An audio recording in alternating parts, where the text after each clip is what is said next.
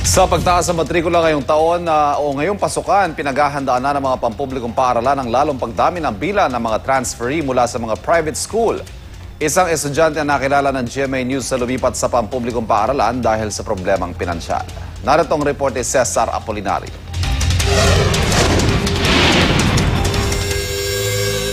Mula sa pribadong St. Dominic Academy of Quezon City kung saan siya nag-kinder hanggang grade 7 na unang taon sa high school, sa pampublikong North Fairview High School na papasok ngayong grade 8, si Mike Ventanilla.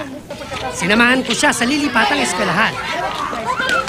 Pareho man ang sukat ng dati niyang classroom sa lilipatan, mahigit 50 naman silang magsisiksikan.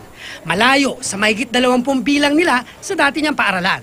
Anong napakiramdam mo na ngayon na nakita mo? Ano lang po, masaya. Mas okay? Opo. Dahil? Mas malaki. Mas malaki. Pero sabi mo kinakabahan ka. Opo. Dahil? First time ko lang po. Pero maliit na sakripisyo lang daw yan kumpara sa sakripisyo ng inang si Aling Teresita na kagagaling lang sa sakit na cancer.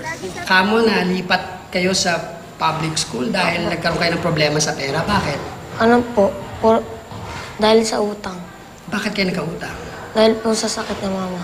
Anong sakit ni mama? Breast cancer. Bukod sa baon sa utang, matumal din ang benta ng kanilang sari-sari store. At pahirapan pa ang kita ng padre di pamilyang tricycle driver.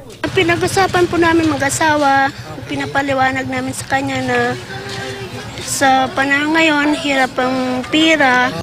Ayon sa DepEd, taon-taon, maraming estudyanteng gaya ni Mike na mula sa private school ay lumilipat sa mga public school. One of the reasons yung tumataas, but others yung transfer ng residence or di na makaya talaga ng or may mga unfortunate situations sila sa private, gusto nila ng makamura.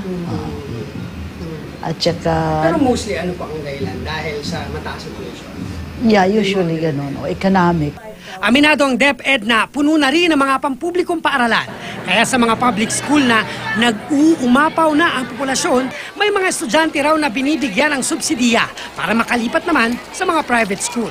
Paniwala ng DepEd, hindi lang nakabatay sa pinapasukang paaralan ang paghubog sa galing at talino ng bawat estudyante. Gayunman, hindi maitatangging may epekto ang kalidad ng pagtuturo, gayon din ang mga pasilidad sa pagpapausay ng ating mga mag-aaral.